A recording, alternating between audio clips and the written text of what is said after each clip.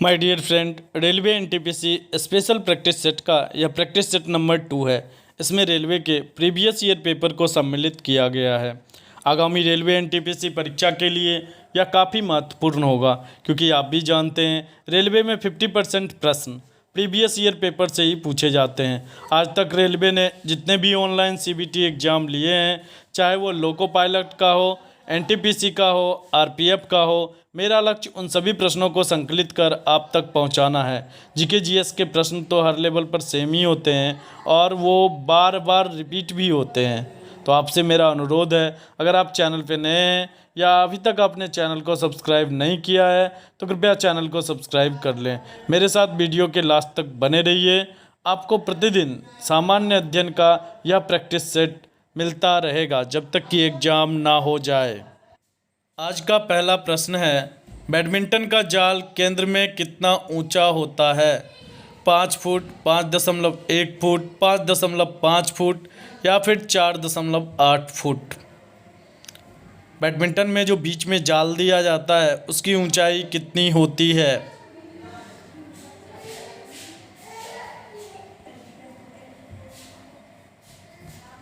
आपका सही आंसर होगा ए नंबर, यानी बैडमिंटन का जो जाल केंद्र में दिया जाता है उसकी ऊंचाई 5 फुट होती है।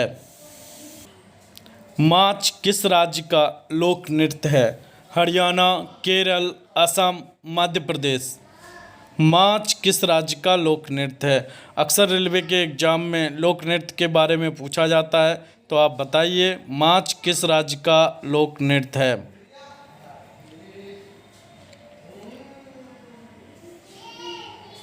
सही आंसर होगा डी नंबर, यानी मध्य प्रदेश का लोक नृत्य माच है। निम्नलिखित में से कौन सा ध्वनि प्रदूषण का प्रभाव नहीं है? पहला ऑप्शन है पशुओं की मौत, दूसरा ऑप्शन है कर्णनाद, तीसरा ऑप्शन है उच्च रक्तचाप, चौथा ऑप्शन है ओजोन क्षय।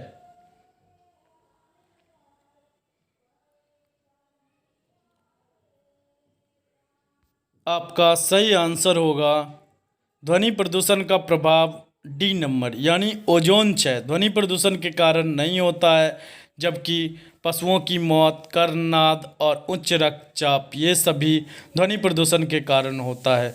ओजोन समताप मंडल के ऊपर का एक परत होता है और यह हमें सूर्य से आने वाली भयंकर परावैंगनी किरणों, खतरनाक परावैंगनी किरणों से रक्षा करता है। इसमें जो क्षय होता है वह ग्रीन हाउस गैस के कारण होता है। ज़्यादातर जो एयर कंडीशनिंग में CFC का इस्तेमाल किया जाता है, इसके कारण ओजोन परत में क्षय होता है। प्लेग उन्मूलन की याद में मोहम्मद कुली कुतुब शाह द्वारा निर्मित स्मारक निम्न में से कौन सा है?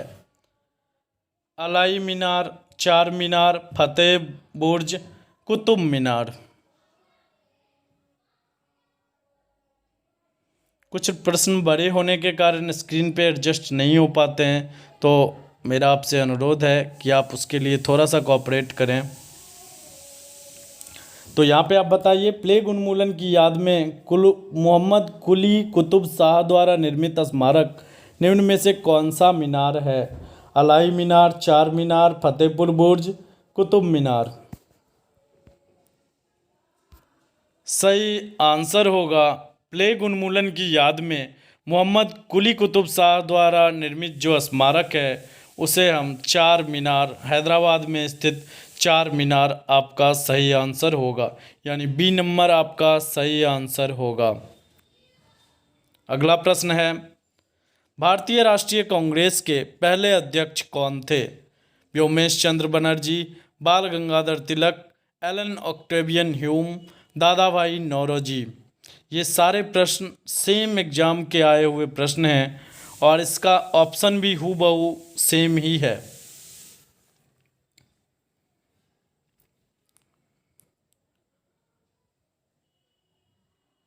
सही आंसर होगा ए नंबर, व्योमेश चंद्र बनर्जी, WC बनर्जी।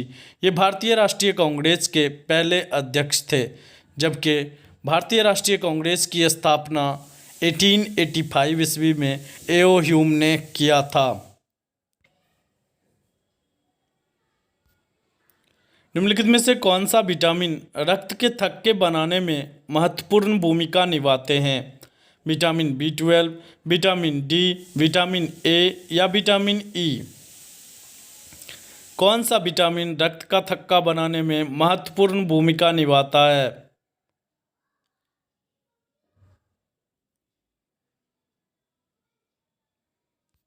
सही आंसर होगा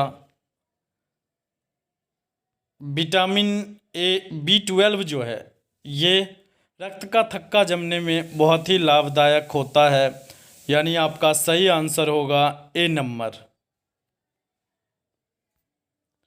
सबरी कार्तिक कौन है? इस तरह से आपको दे दिया जाता है किसी फेमस पर्सनालिटी का नाम और आपसे पूछा जाता है कि वो कौन है। प्रसिद्ध भारतीय कराटे चैंपियन, रग्बी खिलाड़ी, क्रिकेट खिलाड़ी, कबड्डी चैंपियन?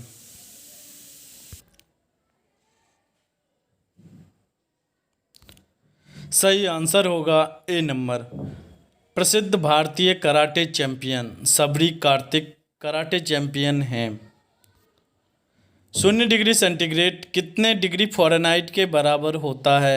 ये जो कन्वर्जन है सेंटीग्रेड टू फ़ारेनहाइट, इससे भी प्रश्न आपको देखने को मिलते हैं। तो 0 डिग्री सेंटीग्रेड ये तो स्टैंडर्ड है, तो कितने फ़ारेनहाइट के बराबर होता है? 100 degree Fahrenheit, 30 degree Fahrenheit, 34 degree Fahrenheit, 32 degree Fahrenheit? हमारे बॉडी का जो नॉर्मल टेम्परेचर होता है 98.6 डिग्री फ़ारेनहाइट होता है। कभी कभी आपसे इस तरह के भी प्रश्न पूछे जाते हैं।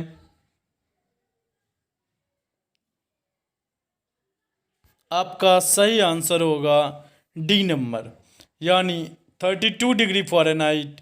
0 डिग्री फ़ारेनहाइट कितने डिग्री 0 डिग्री सेंटीग्रेड कितने फ़ारेनहाइट के बराबर होता है? आपका आंसर होगा 32 डिग्री फ़ारेनहाइट। भारतीय मुद्रा के नोट कहाँ मुद्रित किए जाते हैं? मीन्स जो नोट मुद्रण केंद्र है वह कहाँ पे है? नई दिल्ली, बम्बई, नासिक या फिर आगरा?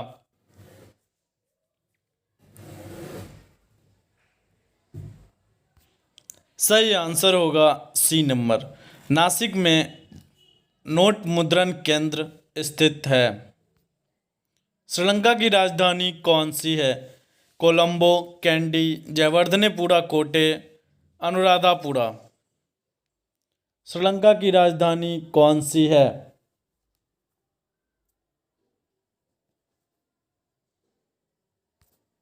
सही आंसर होगा सी नंबर, यानी जयवर्धनेपुरा कोटे यह श्रीलंका की राजधानी है। आप कोलंबो से कंफ्यूज मत कीजिए। मधुबनी कला क्या है? कहानी कहने की कला, गुजरात की कला, बिहार में प्रचलित लोक कला या फिर शहद निकालने की कला? मधुबनी कला क्या है?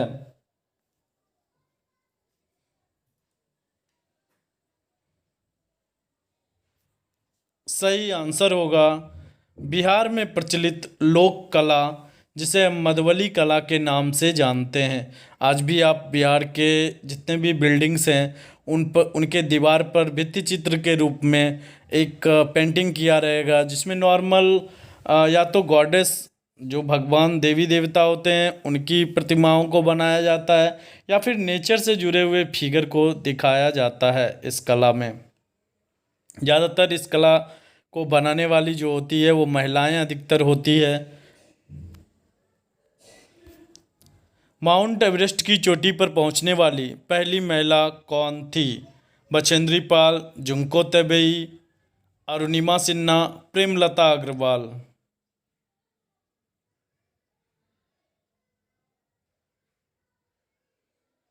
कुछ प्रश्न आपको आसान भी दिखेंगे, कुछ हार्ड भी दिखेंगे, कुछ नए टाइप के प्रश्न दिखेंगे। मेरा लक्ष्य आप तक सभी प्रश्नों को लाना है, जिससे आप अपनी तैयारी को एक लास्ट मोड़ दे सके। जिस तरह के प्रश्न पूछे जाते हैं सेम उस तरह के प्रश्नों को आप पढ़ के जाएं एग्जाम में, वो बहुत ही बेनिफिशियल होता है। कम समय में महत्वपूर्ण तैयारी करने का यही तरीका होता है। सही आंसर होगा बी नंबर, जुंको तेवई, ये जो है माउंट एवरेस्ट पर पहुंचने वाली पहली महिला थी। माले किस देश की राजधानी है? Mauritius, Lakshadweep, Maldives, Malaysia. माले किस देश की राजधानी है? मॉरिशस, लक्षद्वीप, मालदीव या मलेशिया।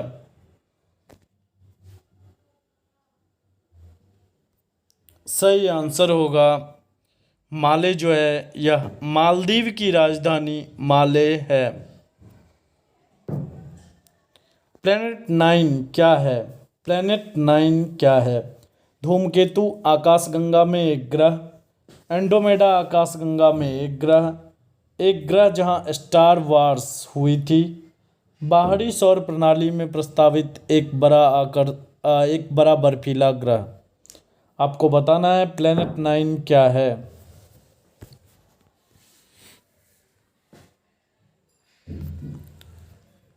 सही आंसर होगा डी नंबर, बाहरी सौर प्रणाली में प्रस्तावित एक बड़ा बर्फीला ग्रह जिसे हम प्लेनेट 9 कहते हैं। सत्यमेव जयते का अर्थ क्या है? सत्य की ही विजय होती है, सच्चा विश्वास दुर्लभ है, सत्य ईश्वरीय है, सत्य एक खजाना है। जो इसका लिटरल मीनिंग है वो आपसे पूछा गया है, ये तो आपको मालूम ही होगा। यहाँ पे आपका सही आंसर होगा ए नंबर, सत्यम एव जयते। एव मतलब ही होता है, मतलब सत्य की ही विजय होती है। ए नंबर आपका सही आंसर होगा। युगांडा की राजधानी का नाम क्या है? Mogadishu, Kampala, Lusaka, Bulenga. Uganda की राजधानी का नाम क्या है? मोगादिशु, कंपाला, लुसाका या बुलेंगा।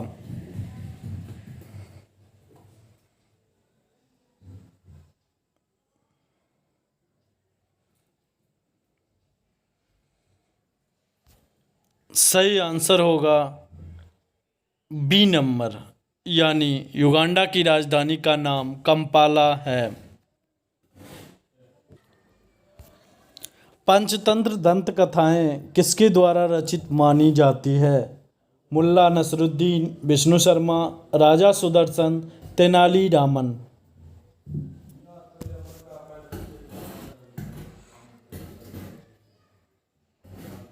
सही आंसर होगा, ये तो आपको भी मालूम ही होगा, बी नंबर, यानी पंचतंत्र की जितनी भी कथाएं हैं उनके रचयिता विष्णु शर्मा हैं। इसमें नॉर्मली पेड़ जीव जंतुओं की कहानी, प्रकृति से जुड़े हुए कहानियों को बताकर नीतियाँ सिखाई जाती है।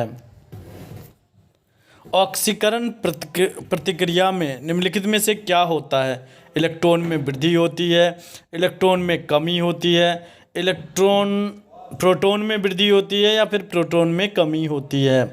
ऑक्सीकरण प्रक्रिया में क्या होता है?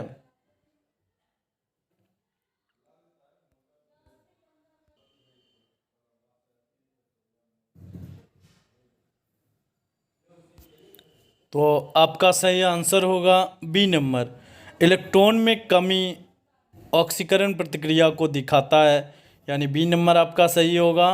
इलेक्ट्रॉन की संख्या में जब कमी होती है तो उसे ही हम ऑक्सीकरण कहते हैं।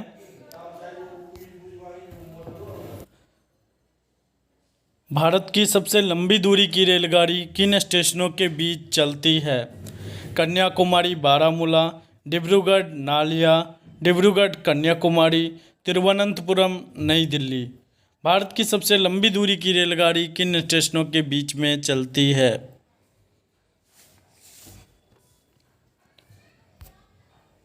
सही आंसर होगा सी नंबर, डिब्रूगढ़ से कन्याकुमारी के बीच में विवेक एक्सप्रेस, यह रेलगाड़ी सबसे लंबी दूरी तक चलने वाली रेलगाड़ी है। रिएक्टर पैमाने के बारे में निम्नलिखित में से क्या गलत है? पहला ऑप्शन है, इसे 1935 में चार्ल्स रिएक्टर एंड गटेनबर्ग द्वारा विकसित किया गया था। दूसरा ऑप्शन है, यह एक लघु गणकीय पैमाना है। सी ऑप्शन है, इसे भूकंप मापी के उपयोग द्वारा मापा जाता है। रिएक्टर पैमाने का 8 से 9 की तीव्रता का अर्थ है हल्का भूकंप। आपको बताना है कि इसमें से कौन सा गलत है। सही आंसर होगा डी नंबर। डी नंबर यहाँ पे गलत है, क्योंकि रिएक्टर पैमाने पर 8 और 9 की जो तीव्रता का भूकंप होता है वह बहुत ही भयानक भूकंप होता है, और यहाँ पे लिखा गया है हल्का भूकंप, तो ये गलत है। बाकी अन्य सभी सही है। भूकंप मापी के उपयोग द्वारा मापा जाता है, यह भी सही है। यह एक लघुगणकीय पैमाना होता है, ये भी सही है। और 1935 में चार्ल्स रिएक्टर और गुटेनबर्ग के द्वारा इसका आविष्कार किया गया था। तो यहाँ से एक क्वेश्चन और बनता है, रिएक्टर पैमाने का आविष्कार किसने किया था और कब किया था। डिजिटल संकेतों को समवर्ती संकेतों में परिवर्तित करने वाला उपकरण कौन सा है। Wifi, port, USB. आपको आंसर देना है, डिजिटल संकेतों को समवर्ती संकेतों में परिवर्तित करने वाला उपकरण कौन सा है।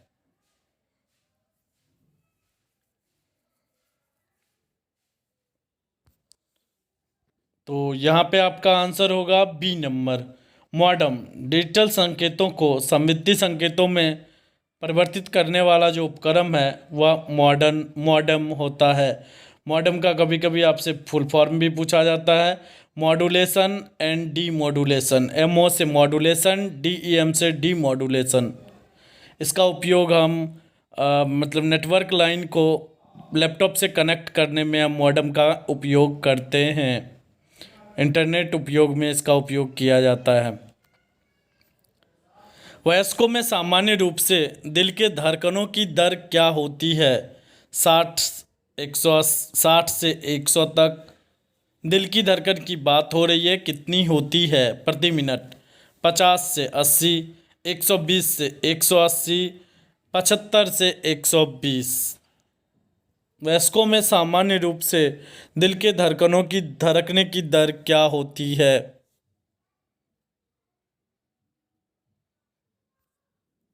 सही आंसर होगा ए नंबर, 60 से 100 धड़कन प्रति मिनट या सामान्य दिल की धड़कने की दर होती है। भारत में सबसे ज़्यादा खेती किस फसल की होती है। रागी, गेहूं, मक्का, चावल।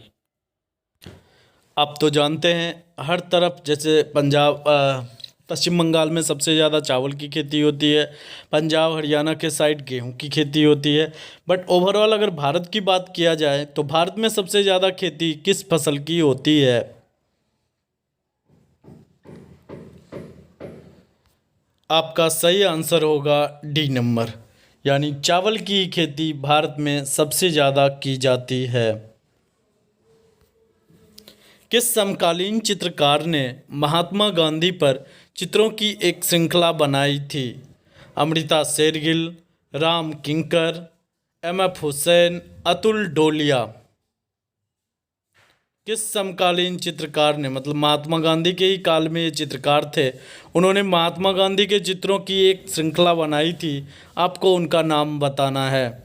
ये सब यूनिक क्वेश्चन है जो आपको सिर्फ प्रीवियस ईयर पेपर में ही मिल पाएंगे, और यही प्रश्न फिर से रिपीट होते हैं।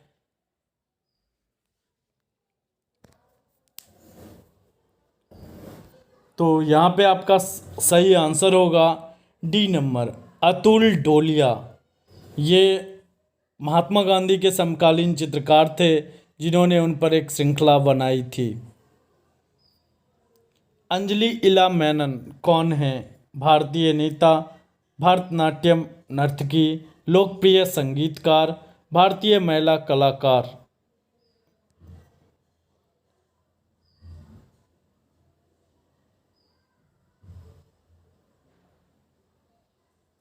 सही आंसर होगा डी नंबर, यानी भारतीय महिला कलाकार अंजलि इला मेनन हैं।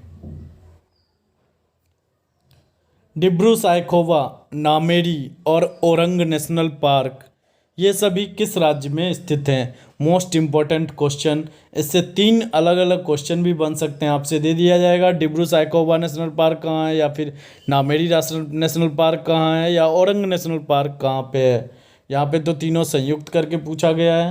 आपको बताना है राज्य का नाम। पहला राज्य है आंध्र प्रदेश, असम, अरुणाचल प्रदेश, उत्तराखंड।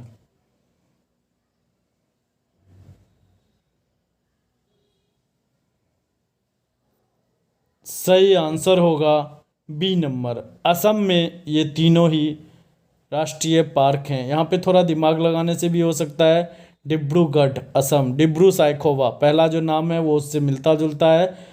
डिब्रू साइखोवा नेशनल पार्क नामेरी और औरंग या असम का नेशनल पार्क है।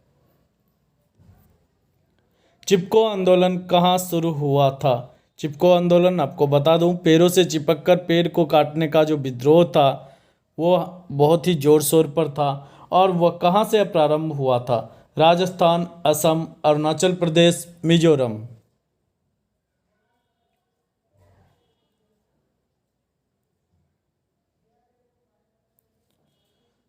सही आंसर होगा ए नंबर, चिपको आंदोलन राजस्थान से प्रारंभ हुआ था। मसाई मारा नेशनल पार्क कहाँ, नेशनल रिजर्व कहाँ है? माली, केन्या, गैबोन, जाम्बिया। मसाई मारा नेशनल रिजर्व कहाँ है?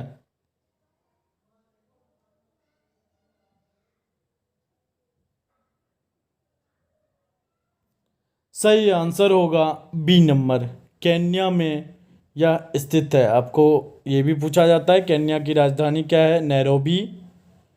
तो मसाई मारा नेशनल पार्क केन्या में स्थित है। 1998 में पोखरण में भारत द्वारा किए गए परमाणु परीक्षण का कोड क्या था? ऑपरेशन डेजर्ट स्टॉर्म, ऑपरेशन विजय, ऑपरेशन शक्ति, या फिर ऑपरेशन काबूम।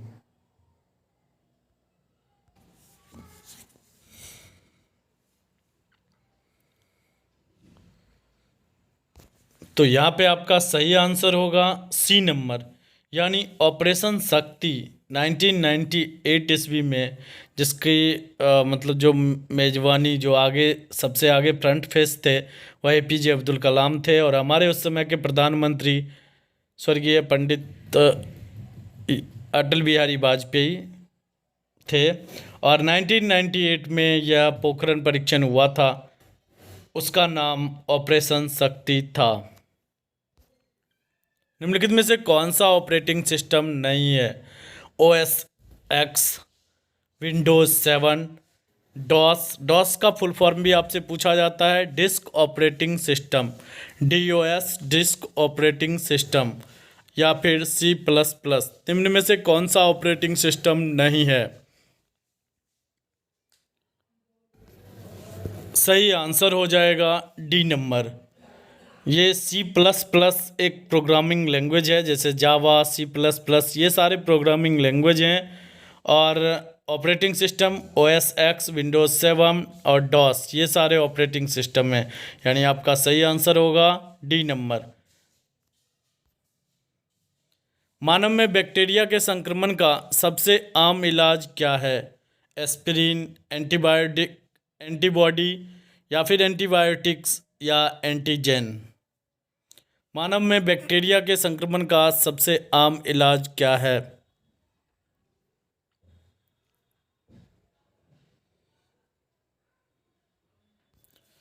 सही आंसर होगा सी नंबर, एंटीबायोटिक्स के द्वारा बैक्टीरिया के संक्रमण को रोका जा सकता है या समाप्त किया जा सकता है। स्वदेशी क्या है? भारत में निर्मित वह सामग्री जो भारत में उत्पादित हुई है। विदेशी भूमि में निर्मित वह सामग्री जो विदेशी है। एक चरखा जो रुई काटने के लिए प्रयोग किया जाता है। कपास से बना देश का झंडा। ये सारे ऑप्शंस एग्जाम में पूछे ही गए हैं, मैंने उन्हें ही यहाँ पे संकलित किया है। तो आपका सही आंसर होगा ए नंबर, भारत में निर्मित वह सामग्री जो भारत में ही उत्पादित हुई है उसे हम स्वदेशी कहते हैं। अभ्रक किस राज्य में बहुतायत मात्रा में पाया जाता है? पश्चिम बंगाल, मध्य प्रदेश, बिहार, राजस्थान। अभ्रक मीका किस राज्य में प्रचुर मात्रा में पाया जाता है?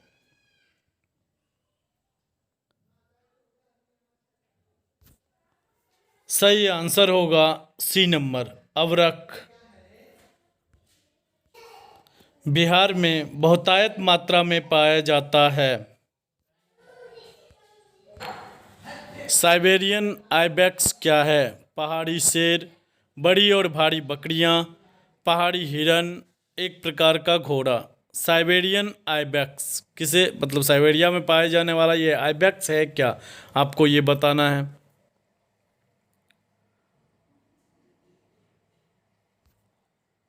सही आंसर होगा बी नंबर, बड़ी और भारी बकरियों को साइबेरियन आइबेक्स के नाम से जाना जाता है। एम.एस. स्वामीनाथन नामक भारतीय अनुवांशिकीविद ने किसमें प्रमुख भूमिका निभाई थी? देखिए यहाँ से अगर डायरेक्ट पूछा जाता एम.एस. स्वामीनाथन किस क्रांति से संबंधित थे तो आप बता देते, लेकिन यहाँ पे घुमा के क्वेश्चन पूछा जाता है एम.एस. स्वामीनाथन नामक भारतीय अनुवांशिकीविद निम्न में से किस में प्रमुख भूमिका निभाई थी? पीली क्रांति, श्वेत क्रांति, हरित क्रांति, काली क्रांति।